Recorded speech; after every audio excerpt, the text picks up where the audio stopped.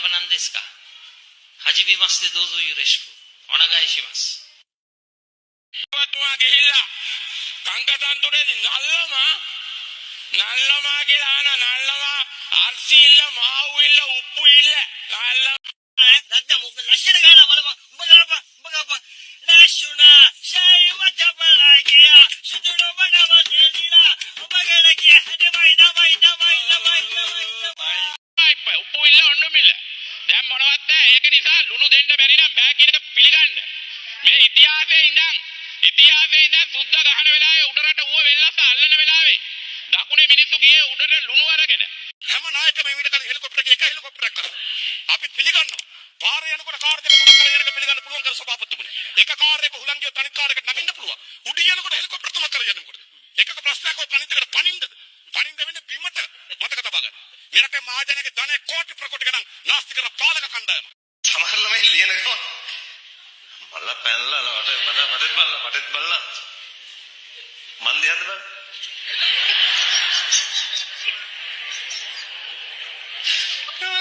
සමහර ලියනවා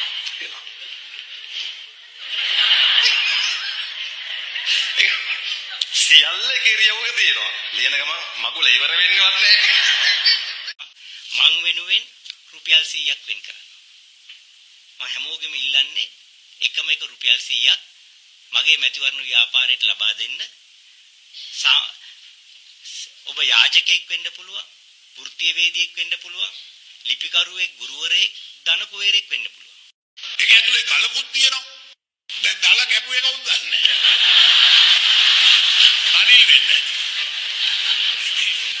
එයිනා මම මෙහෙම හිතලා නෙවෙයි කිව්වේ. මේ ඉරිදා වාගෙන වන්න අනේ සර් අද පොඩ්ඩක් කලින් යවන්න. ඈගේ සිතුම් මාගේ පැතුම් සුන්නෝ කරන්න අද හවසට ඈ එනවා මාව බලන්න. සුද්දාති කෙනෙක්ගේ අහිංසක ඉල්ලීමක්. ගණන් නම් මට ගිය එකක් තියෙනවා මට මේක 80000යි සමා වෙන්නේ 6,80,000යි 16,80,000යි අපිට මනුස්ස ස්වභාවයේ මේ අකුරක් ඉලක්කමක් එහෙම වෙලා කියවෙන්න පුළුවන් මම සභාගත කරනවා උත්තරය සමා වෙන්න හොඳයි සභාගත කරනවා අවුරුදු 3ක් තුල මහින්ද රාජපක්ෂට පුළුවන් වුණා මේ රටේ අවුරුදු 27ක් තිබිච්ච ත්‍රස්තවාදය නැති කරලා දාන්න මේ රජයට පුළුවන් වුණා අවුරුදු 3ක් ඇතුළත මුළු රටම නැති කරලා දාන්න. මොකද දැන් මට කිව්වා ලොන්ඩ්‍රි කාර්යය මාළු කාර්යය නාට්‍යාමි බොම්බයි මොටයි කාර්යය මම ඒ කිව් තනතුරු හතරම බොහොම ගෞරවයෙන් බාරගත්තා. අංගි පොඩ්ඩක්වත් නැතුව හෙලිවැල්ලෙන් සිටි කාලේ මට මතකයි. අංග ජාතයේ පොළවට ලම්බකව ඉල්ලාගෙන පොරි හැදුණු කුෂ්ඨ ශරීරයේ දරාගෙන ගෙදර වත්තේ කොහේ හෝ කෙළවරක කක්කුස්සි ගිහින් පුකන හොදා ඇක්ටැම්බෙන් සිටි කාලේ මට මතකයි. බුදුරජාණන් වහන්සේ දේශනා කළ ධර්මයේ ප්‍රධාන පදනම මොකද? සමානත්වතාවය. සමාජ සාධාරණත්වය. බුදුරජාණන් වහන්සේ දේශනා කළේ සමානත්වය ගැන නෙමෙයි. චතුරාර්ය සත්‍ය තියෙන්නේ දුක ගැන. ඊළඟ දුක නැති කරන්න ආර්ය අෂ්ටාංගික මාර්ගය දැම්මා. එච්චරයි තිබුණේ. ශකබෝ.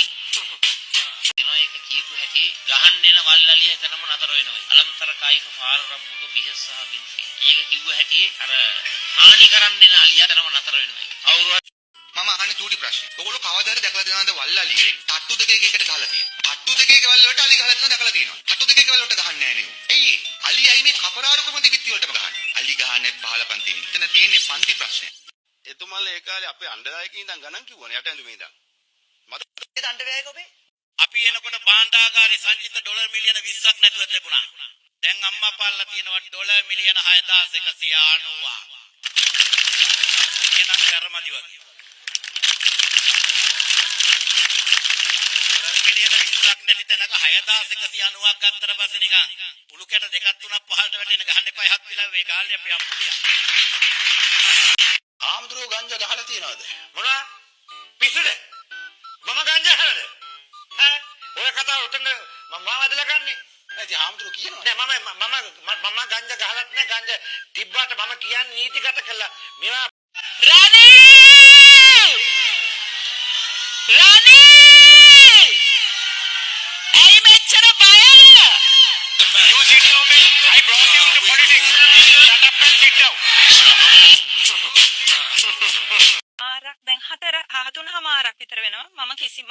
වියදම් කරලා කිසිම දෙයකින් මගේ බබාලා දෙන්නට මගේ පුතාට 3මාරයි. ඉතින් ඒ කාලේ ඉඳන් වගේ මම කිසිම දෙයක් වියදම් කරලා ඒ දෙන්නට අරගෙන දීලා නැහැ.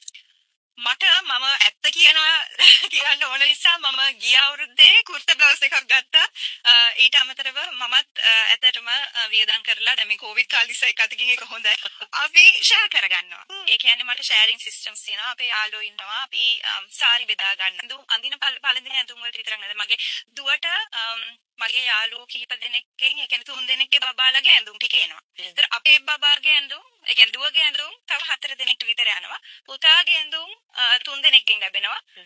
එහා ගෙදර ඉන්නවා. ඒ ෆැමිලි එකෙන් ඒ බබාලා දෙන්නම 3 දෙනෙක් ඉන්නවා. බබාලා දෙන්නෙක් අපේ දෙන්නට වඩා වැඩිමල්. පුතයි දුවයි. ඒගොල්ලන්ගේ ඇඳුමුත් එහෙම. මොකක්ද අමරබන්දු කිව්වේ? අමරබන්දු Rupasinghe අමරබන්දු Rupasinghe. Sit down. I am talking to your man. You sit down, man. I brought you into politics.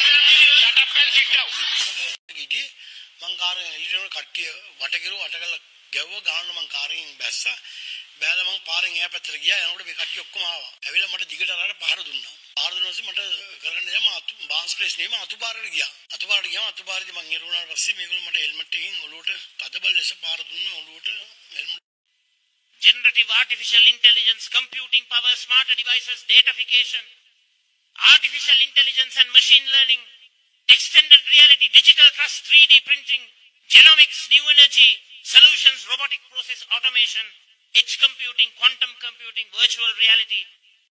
Birds, the kaputas go have hit the plane. When they take over, it will be a damage.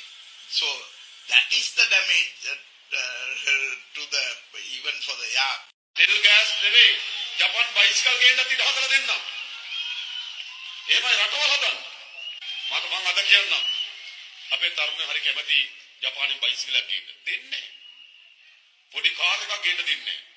ජාතික ජන බලවේගයේ ආණ්ඩු බලය අරගෙන ඉතා කෙටි කාලෙකින් නෑ නෑ ඒක කොහොමද කියන්නේ? ජනාධිපතිවරයා මෙතන ඔබතුමාගෙන් තමයි දන්නේ ඒක උත්තරේ දන්නේ. ඉතින් වාක්‍ය මම නම් අවංකව පෞද්ගලිකව හොරු අල්ලන්න මාර try එකක් දුන්නා. මම ඉස්සල්ලාම try කළේ අපේ හොරුන් අල්ලන්න. මට ඒකට ලැබුණු තෑග්ග තමයි නඩු 36යි 3 පාරක් රිමාන්ඩ් දුන්නා. ඒක තමයි මට ලැබුණු තෑග්ග.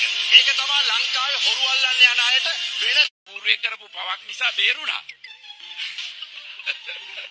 කවුරුත් කියන්නේ මම කරපු හැටි මෙහි. අපි තමයි හොඳටම කරලා තියෙන්නේ. වනාත විල්ලුවේ කෙරවලේ කොටි ගහනවා කියනකොට එතකොට මම ඇමතිතුමාව කසාද බැන්දාලුත පාන්දර 2යි මන්ත්‍රීතුමා මෙතන කොටි ගහනවා අපි හැංගිලා ඉන්නේ කියලා කියනකොට දඩිබිඩි ගාලා එළියට පැනලා ගත්තා වාහනේ මම කිව්වේ වෙලා එක පාරට මාස 8කට විතර දරුවෙක් කාම්දුරනේ. එක පාරට මට කියනවා මේ දරුවා මගේ දැස් දෙක ලොකු කරගෙන බලන් ඉඳලා කොහොම හිනාවක් ගිහිල්ලා ජය මාස 8 අම්මයි තාත්තයි කියනවා තාම මට අම්මා කිව්වෙත් නැහැ තාත්තා කිව්වෙත් නැහැ. කියමු පළවෙනි වචනේ පොලිසියකට පැමිණිලා දැම්මා. මගේ පැමිණෙට 3 පාරක් ගියා 4 පාරක් ගියා. උන් නෙවෙයි විත්තිකාරයා ගෙන්නුවේ.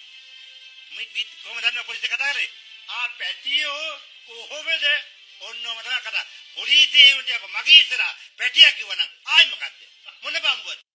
நாங்கள் எல்லோரும் ஒன்றா வாழ வேண்டாம் வேண்டும் புட்ட புட்ட அண்ணன் நாம் வேணும் டூம் வேணும் தங்கால நடந்துட்டு கியாண்டோட சகோதர சகோதரி கூட வாழ வேண்டும். අවසාන වශයෙන් දැන් ඔබතුමා කතාවක් කිව්වා සුබද අසුබද කියලා. මම අහන්න කැමතියි ගරු ජනාධිපතිතුමාගෙන් මන්ද පෝෂණයේ වැඩිවීම සුබද අසුබද? ඒක අසුබයි. ඒ නිසා තමයි අස්වැසුම ගෙනාවේ. ඒ නිසා තමයි හාල් කිලෝ 10 ගානේ මාස දෙකක් දුන්නේ. ඒ නිසා තමයි ඇමතිතුමා මේ ආහාර දෙන්න පටන් ගත්තේ. රැකියා හිමිවීම සුබද අසුබද? වැඩියක්කව අසුබ නිසා තමයි දැන් කර්මාන්ත ශාලා පටන් ගන්න. දැන් දැන් ආයෝජනය ගේන්නේ. දුප්පත්කම වැඩිවීම සුබද අසුබද? දුප්පත්කම අසුබයි. ඒකයි ලක්ෂ 20කට උරුමය අයිතිය දෙන්නේ. ඒකයි ලක්ෂ 2කමාරකට අපි ගෙයක් දෙන්නේ. තව මොනවද ඕනේ? මම තව එකක් අහනවා. මේ රටේ ආර්ථිකය කැඩිලා මිනිස්සු හාමතේ ඉන්නකොට අගමැතිකම ගන්න නැතුව බය දුවන එක සුබද අසුබද කියලා. උළු කැට දෙකක් තුනක් පහළට වැටෙන ගහන්න එපා. එහත් විලා වේ ගාල්ලේ අපි